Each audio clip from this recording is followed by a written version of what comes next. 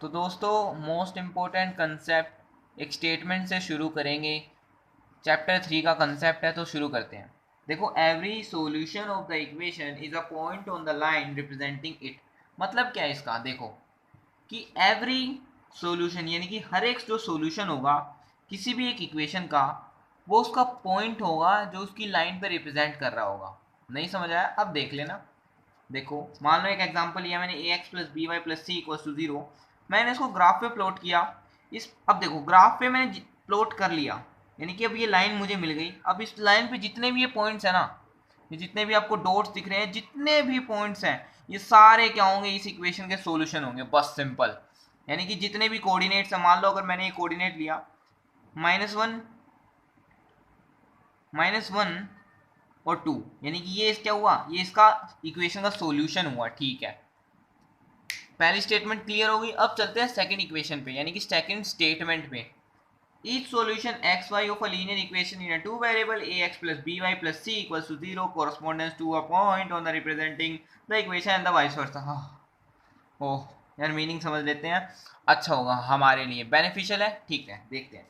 देखो, every solution यानी कि हर एक जो सॉल्यूशन होगा linear equation in two variable का, यानी कि इस इक्वेशन का कोई भी जो सॉल्यूशन होगा वो क्या होगा? Point on the representing the equation. ये तो वही बात हो गई जो हमने पहले सीखा। यानी क्या कि अगर कोई इक्वेशन है, उसको अगर मैं प्लॉट करता हूँ ग्राफ पे, तो उस पे जितने भी पॉइंट्स होंगे ना, जितने भी पॉइंट्स होंगे, उन्हीं में से कोई एक सॉल्यूशन होगा इसका, इस इक्वेशन का। क्लियर है? ठीक है। अब चलो, अब इसका वाइस वर्सा, यानी कि इसका उल्टा। अब देखो, इसका उल्टा क्या है? इसका मजेदार है, इसका उल्टा इससे भी मजेदार है, समझना। देखो, A X plus B Y plus C is equal to zero. अगर मैंने इसका एक मान लो सॉल्यूशन निकाल लिया, ठीक है, सॉल्यूशन निकाल लिया, और फिर मैंने इस इक्वेशन को ग्राफ पे प्लॉट किया, तो पता है कि जो ये सॉल्यूशन है, ये इस जो लाइन है, इन्हीं में से कोई एक होगा। कहीं और वाली इक्वेशन में से नहीं आ जाएगा, कहीं वेस्ट इंडीज में से उठ के नहीं आ जाएगा। यानी कि सिर्फ क्या है, इस वाली जो लाइन है इसी का कोई एक पॉइंट होगा।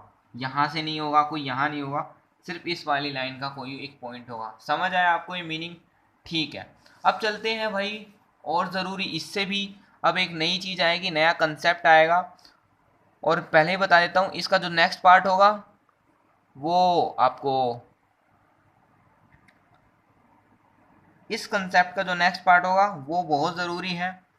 तो सबसे पहले जो नेक्स्ट कंसेप्ट आ गया हमारे सामने, थोड़ा सा बेसिक बताता हूँ इसके बारे में। चलो देखते हैं। देखो, मैंने पेयर्स लिखा है, यानी कि दो इक्वेशन ली है, a1x plus b1y plus c1 equals to zero, ये इसकी condition. a2x plus b2y plus c2 equals to zero, ये इसकी कंडीशन। अब देखो, अब तक तो हमने चैप्टर पढ़ा, बड़े आराम से पढ़ लिया यार। अब तक तो क्या थे, हम सिर्फ एक इक्वेशन लिखते थे, एक इक्वेशन लेते थे, उसको ग्राफ पे प्लॉट करते थे, एक इक्वेशन लेते थे, उसको ग्राफ पे प्लॉट करते थे।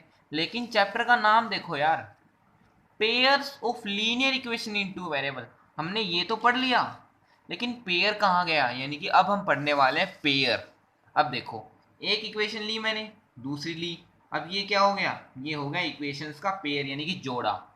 अब देखो, इस जोड़े में से एक इक्वेशन ने अपना ग्राफ प्लॉट किया, फर्स्ट इक्वेशन।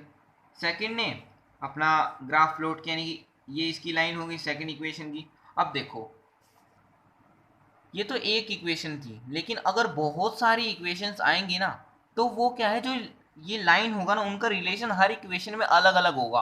अब वो रिलेशन मैंने तीन टाइप्स में डिवाइड कर लिया, यानी कि बेसिकली वो रिलेशन, यानी कि जो लाइंस बनेगी, इनका कैसा कैसा रिलेशन बनेगा। अब देखो, एक इक्वेशन की एक लाइन, दूसरी इक्वेशन की दूसरी लाइन, तो यानी कि दो लाइन होगी, उनका कैसा कैसा रिलेशन बनेगा। अब वो तीन टाइप का है। देखो, पहला टाइप है इंटरसेक्टिंग लाइन, यानी कि काट जाएंगी, यानी काट देंगी एक दूसरे को वो लाइंस। पहली लाइन दूसरी लाइन को काट देगी, ठीक है। पैरेलल लाइंस, यानी कि वो काटेंगी नहीं, एक दूसरे के पैरेलल हो जाएंगी, ठीक है। को इंसिडेंट लाइन, यानी कि वो एक दूसरे के ऊपर ही आ जाएंगी, यानी कि एक लाइन यहाँ से जा रही है तो दूसरी लाइन भी इसी के ऊपर से चली जाएगी, ठीक है। ठीक है, अब देखते हैं एक मोस्ट इंपॉर्टेंट फ्लो चार्ट।